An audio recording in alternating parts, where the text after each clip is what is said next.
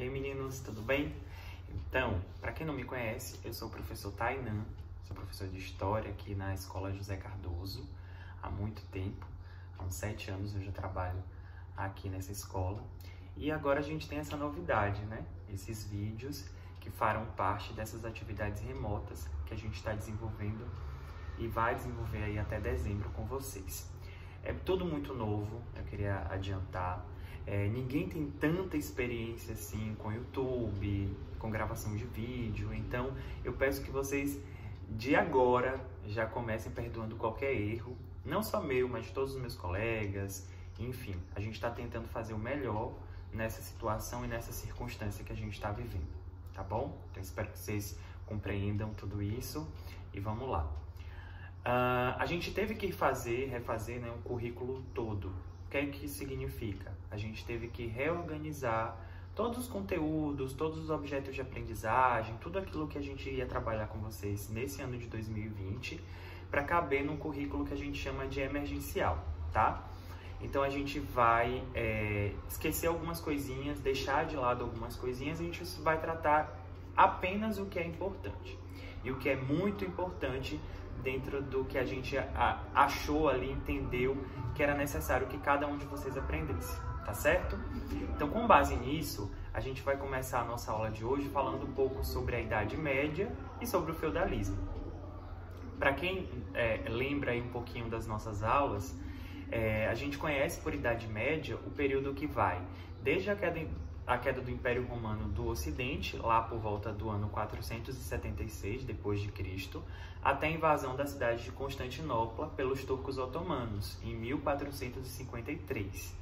Né? Então ali são mais ou menos 1000 anos de história, digamos assim. Né? Nesses quase 1000 anos, a Europa ela se viu organizada através de um sistema político, social e econômico que a gente conhece como feudalismo, certo?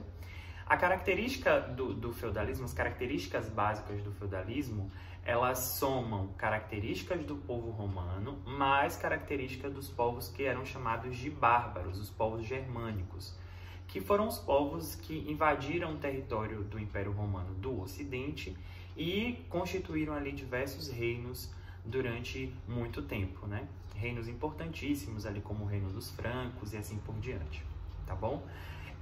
Algumas características básicas é importante da gente lembrar que existem no feudalismo e que são importantes para entender esse momento, né?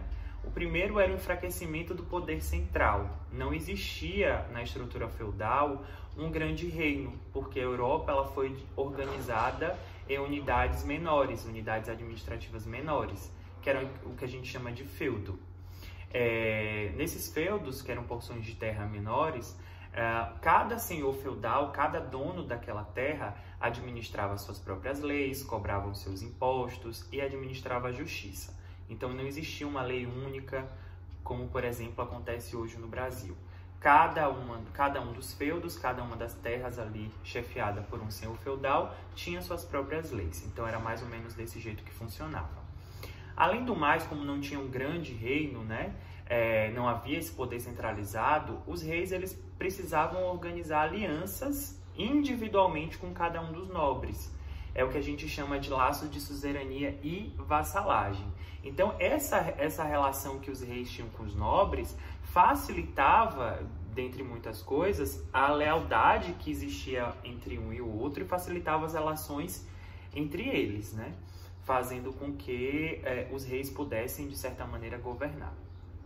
Uma terceira característica do feudalismo é que tudo se baseava na agricultura, e era uma agricultura na qual eles plantavam apenas o necessário para se comer. É o que a gente chama de agricultura de subsistência, certo? Então eles se organizavam para que eles plantassem apenas aquilo que era necessário comer. E uma última característica era que a Igreja Católica era a instituição mais importante, a instituição que tinha maior poder dentro daquela sociedade, certo? Então são essas 4 principais características. A consolidação do poder da Igreja, a economia que era voltada para a agricultura e uma agricultura de subsistência, ou seja, eles plantavam apenas o necessário para se alimentar. Existiam laços de dependência entre os nobres e um enfraquecimento de um poder maior, um poder central, porque não existiam reinos, certo? Como era essa estrutura do feudo? Como é que se organizava esses feudos, né? O feudo ele era organizado em 3 partes principais.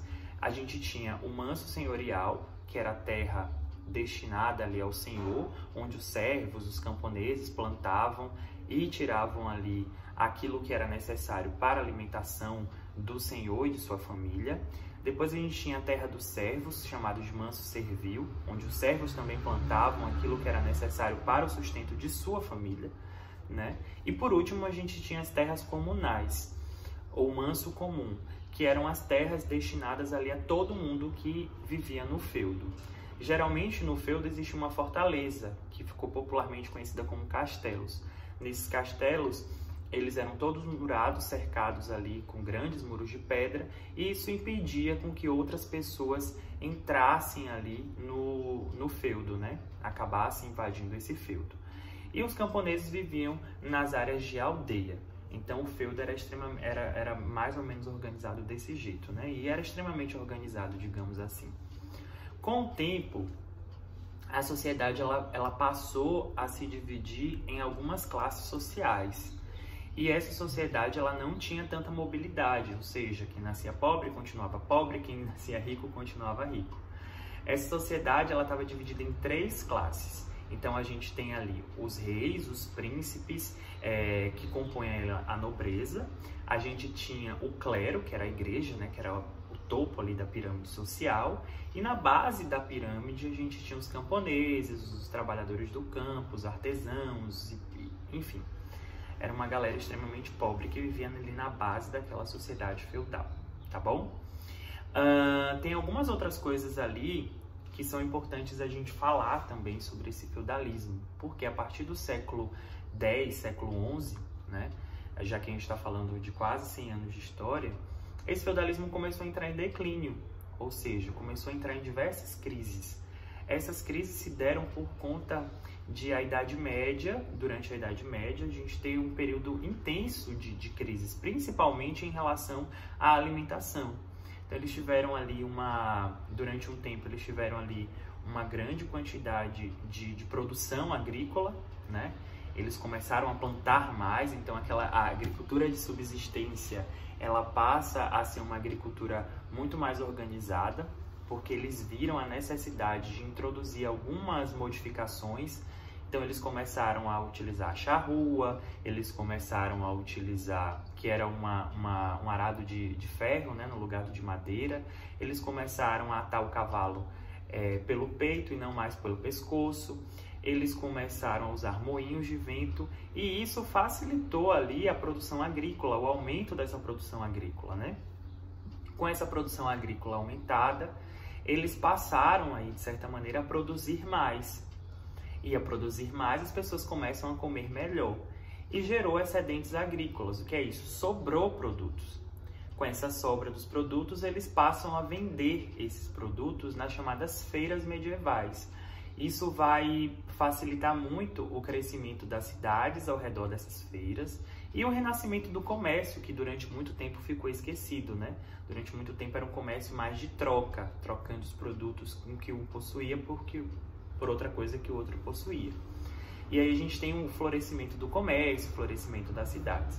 Mas é claro que nem só de coisas boas aconteceu ali nesse período ali, com o feudalismo, né? A partir do século XI, como eu disse anteriormente, século XI, século XII, começaram as grandes crises.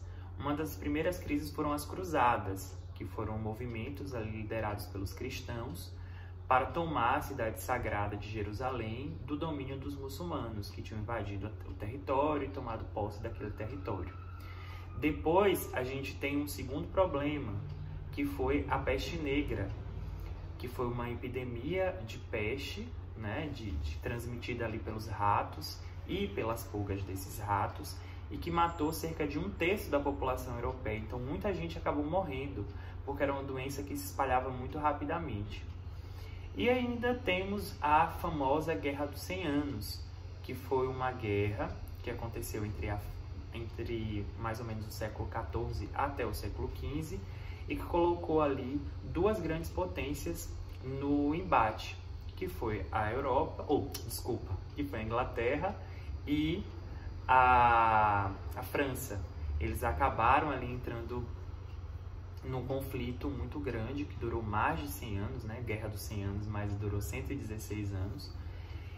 E a gente tem uma figura muito importante dentro desse movimento da Guerra dos 100 Anos, que foi a Joana d'Arc, que foi uma mulher que liderou o exército francês contra os ingleses e acabou sendo morta na fogueira. Então a gente tem diversos momentos de crise, né? Essas crises fizeram com que a Europa medieval, lá do início, do feudalismo, de estar tudo muito certo, de que a igreja é a grande influenciadora de tudo, de que os nobres eles conseguiam se articular de uma forma tranquila, passasse por inúmeras reformas, mudanças e etc. E isso vai culminar com o fim desse período da Idade Média, né? Com outros momentos como o Renascimento, a Reforma Protestante, mas isso a gente vai falar no próximo vídeo. Eu deixei aqui para vocês, na descrição do vídeo, uma atividade no formulário, né? Um formulário do Microsoft Forms, e aí vocês entram, clicam ali nesse formulário e tem uma atividadezinha simples para ver se vocês entenderam tudo isso que eu falei no vídeo, tá certo? Voltamos daqui a 15 dias, né, com outra aula de história. A gente vai ter um novo assunto. Eu vou corrigir as atividades também, que eu deixei lá disponíveis nesse formulário, e a gente se vê. Então, paciência com os professores de vocês, com cada um de nós que tem vindo aqui falar um pouquinho e compartilhar esse momento com vocês, tá bom? Um beijo e até mais.